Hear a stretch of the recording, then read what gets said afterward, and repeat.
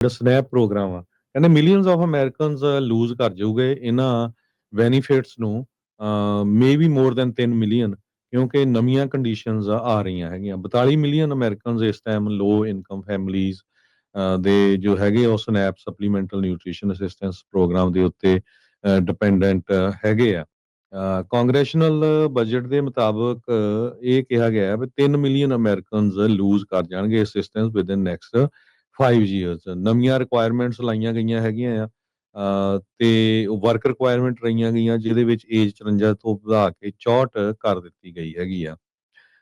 ਇਸੇ ਤਰ੍ਹਾਂ ਬਹੁਤ ਸਾਰੇ ਲੋਕ ਜਿਹੜੇ ਪੋਲੀਟੀਕਲ ਅਸਾਈਲਮ ਦੇ ਉੱਤੇ ਸੀ ਉਹ ਵੀ ਜਿਹੜੀਆਂ ਹੁਣ ਸਨੈਪ ਦਾ ਜਿਹੜਾ ਪ੍ਰੋਗਰਾਮ ਇਹਦੇ ਤਹਿਤ ਫੂਡ ਸਟੈਂਪ ਨਹੀਂ ਲੈ ਸਕਣਗੇ ਮੈਗਾ ਬਿੱਲ ਦੇ ਤਹਿਤ ਰਿਫਿਊਜੀਜ਼ ਅਸਾਈਲਮ ਸੀਕਰਸ ਜਾਂ ਜਿਨ੍ਹਾਂ ਨੂੰ legal protection for humanitarian reasons ਕਰਕੇ ਗ੍ਰਾਂਟ ਕੀਤਾ ਗਿਆ ਆ they are no longer eligible for SNAP benefits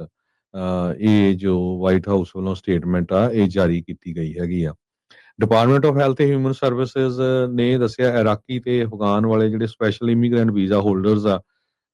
ਜਿਨ੍ਹਾਂ ਨੇ ਯੂਐਸ ਫੋਰਸਸ ਦੇ ਲਈ ਵਰਕ ਕੀਤਾ ਉਹ ਵੀ ਨਹੀਂ ਇਸ ਨੂੰ ਲੈ ਸਕਣਗੇ 90,000 ਦੇ ਕਰੀਬ ਲੋਕ ਇਸ ਕੈਟਾਗਰੀ ਦੇ ਵਿੱਚ ਆਉਂਦੇ ਹੈਗੇ ਆ ਸੋ ਇਹ ਸਾਰਿਆਂ ਨੂੰ ਜਿਹੜਾ ਆ ਇਸ ਪ੍ਰੋਗਰਾਮ ਤੋਂ ਰਿਮੂਵ ਕਰ ਦਿੱਤਾ ਜਾਊਗਾ ਜੀ ਸੋ 42 ਚੋਂ 3 ਮਿਲੀਅਨ ਜਿਹੜੇ ਆ ਹਰਜੋਤ ਸਿੰਘ ਜੀ ਉਹ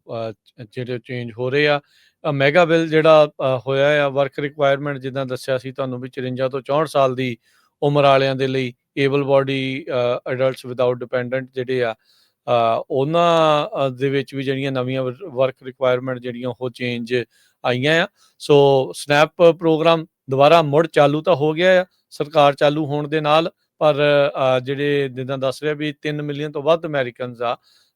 ਜਾਂ ਜਿਹੜੇ ਇਸ ਦੇ ਲਾਭਪਾਤਰੀ ਸੀਗੇ ਪਹਿਲਾਂ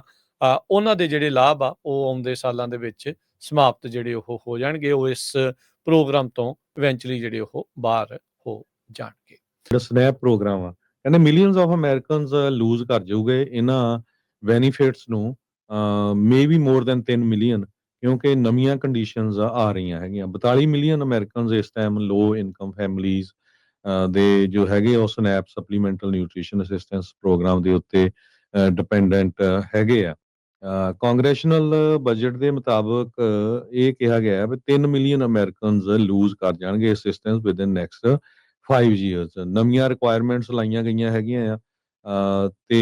ਵਰਕ ਰਿਕੁਆਇਰਮੈਂਟ ਰਹੀਆਂ ਗਈਆਂ ਜਿਹਦੇ ਵਿੱਚ ਏਜ 54 ਤੋਂ ਵਧਾ ਕੇ 64 ਕਰ ਦਿੱਤੀ ਗਈ ਹੈਗੀ ਆ ਇਸੇ ਤਰ੍ਹਾਂ ਬਹੁਤ ਸਾਰੇ ਲੋਕ ਜਿਹੜੇ ਪੋਲੀਟੀਕਲ ਅਸਾਈਲਮ ਦੇ ਉੱਤੇ ਸੀ ਉਹ ਵੀ ਜਿਹੜੀਆਂ ਹੁਣ ਸਨੈਪ ਦਾ ਜਿਹੜਾ ਪ੍ਰੋਗਰਾਮ ਇਹਦੇ ਤਹਿਤ ਫੂਡ ਸਟੈਂਪ ਨਹੀਂ ਲੈ ਸਕਣਗੇ ਮੈਗਾ ਬਿੱਲ ਦੇ ਤਹਿਤ ਰਿਫਿਊਜੀਜ਼ ਅਸਾਈਲਮ ਸੀਕਰਸ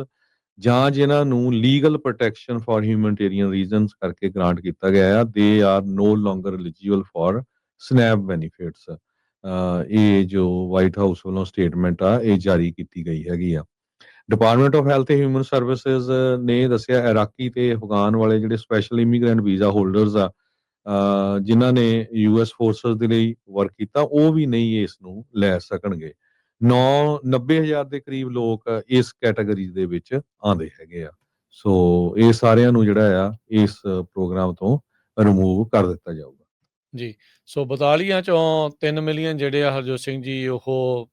ਜਿਹੜੇ ਚੇਂਜ ਹੋ ਰਹੇ ਆ ਮੈਗਾ ਬਿੱਲ ਜਿਹੜਾ ਹੋਇਆ ਆ ਵਰਕ ਰਿਕੁਆਇਰਮੈਂਟ ਜਿੱਦਾਂ ਦੱਸਿਆ ਸੀ ਤੁਹਾਨੂੰ ਵੀ 54 ਤੋਂ 64 ਸਾਲ ਦੀ ਉਮਰ ਵਾਲਿਆਂ ਦੇ ਲਈ able body adults without dependent ਜਿਹੜੇ ਆ ਉਹਨਾਂ ਦੇ ਵਿੱਚ ਵੀ ਜਿਹੜੀਆਂ ਨਵੀਆਂ ਵਰਕ ਰਿਕੁਆਇਰਮੈਂਟ ਜਿਹੜੀਆਂ ਉਹ ਚੇਂਜ ਆਈਆਂ ਆ ਸੋ ਸਨੈਪ ਪ੍ਰੋਗਰਾਮ ਦੁਬਾਰਾ ਮੁੜ ਚਾਲੂ ਤਾਂ ਹੋ ਗਿਆ ਆ ਸਰਕਾਰ ਚਾਲੂ ਹੋਣ ਦੇ ਨਾਲ ਪਰ ਜਿਹੜੇ ਜਿੱਦਾਂ ਦੱਸ ਰਿਹਾ ਵੀ 3 ਮਿਲੀਅਨ ਤੋਂ ਵੱਧ ਅਮਰੀਕਨਸ ਆ ਜਾਂ ਜਿਹੜੇ ਇਸ ਦੇ ਲਾਭਪਾਤਰੀ ਸੀਗੇ ਪਹਿਲਾਂ ਉਹਨਾਂ ਦੇ ਜਿਹੜੇ ਲਾਭ ਆ ਉਹ ਆਉਂਦੇ ਸਾਲਾਂ ਦੇ ਵਿੱਚ ਸਮਾਪਤ ਜਿਹੜੇ ਉਹ ਹੋ ਜਾਣਗੇ ਉਹ ਇਸ ਪ੍ਰੋਗਰਾਮ ਤੋਂ ਇਵੈਂਚੁਅਲੀ ਜਿਹੜੇ ਉਹ ਬਾਹਰ ਹੋ ਜਾਣਗੇ